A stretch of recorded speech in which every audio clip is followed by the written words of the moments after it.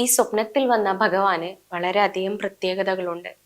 അശ്വാരൂഢനായ ഭഗവാനായിരുന്നു കാരണവർക്ക് സ്വപ്നദർശനം നൽകിയത്. പിൽക്കാലത്ത് കാരണവരുടെ ആളുകൾ, തറവാട്ട് വക ആളുകൾ ഇത് ഏറ്റെടുത്ത് ഇതേ സ്വപ്നദർശനം കിട്ടിയ മാതൃകയിൽ തന്നെ വിഗ്രഹം പൂർത്തീകരിച്ചു എന്നാണ് പറയപ്പെടുന്നത്. തമിഴ്നാട്ടിലെ ക്ഷേത്ര മാതൃകയാണ് ഇവിടുത്തെ കവാടം.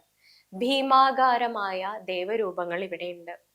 മലേഷ്യയിലെ ബാത്തു ഗുഹയിലുള്ള ഭീമാകാരനായ സുബ്രഹ്മണ്യന്റെ പ്രതിഷ്ഠയും ഇവിടെ കാണാൻ സാധിക്കും. മറ്റു ഉപദേവതകളും ഈ ക്ഷേത്രത്തിലുണ്ട്. റോഡിന്റെ എതിർവശത്താണ് കിരാതമൂർത്തിയും കിരാതിയും ഉള്ളത്. ഈ വിഗ്രഹങ്ങൾ മനുഷ്യരൂപത്തിലല്ല എന്നുള്ളത് ഏറെ പ്രത്യേകതയാണ്. ആദിദ്രാവിഡ ആരാധനയുടെ പ്രതീകമാണ് ഇവിടെ നടത്തിവരുന്ന ആരാധന എന്ന് പറയപ്പെടുന്നു. പണ്ട് കാലത്ത് മലങ്കുറവനും കുറത്തിയുമായാണ് ഇവിടെ ആരാധിച്ചിരുന്നത്. അക്കാലത്ത് അവിടെ നിരവധി റോഡ് അപകടങ്ങൾ പതിവായിരുന്നു.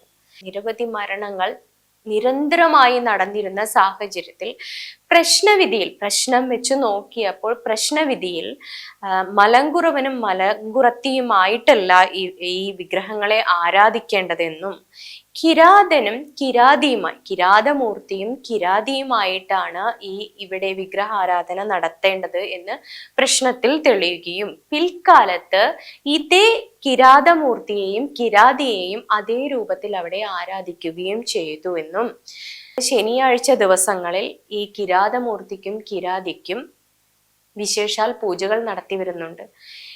ഈ പൂജകൾക്കും ഈ വിഗ്രഹം മാറ്റി കിരാതമൂർത്തിയും കിരാതിയും ആയതിനു ശേഷമാണ് ഇവിടെ അപകടങ്ങൾ കുറഞ്ഞത് എന്നത് തികച്ചും നഗ്നമായ സത്യമാണ്.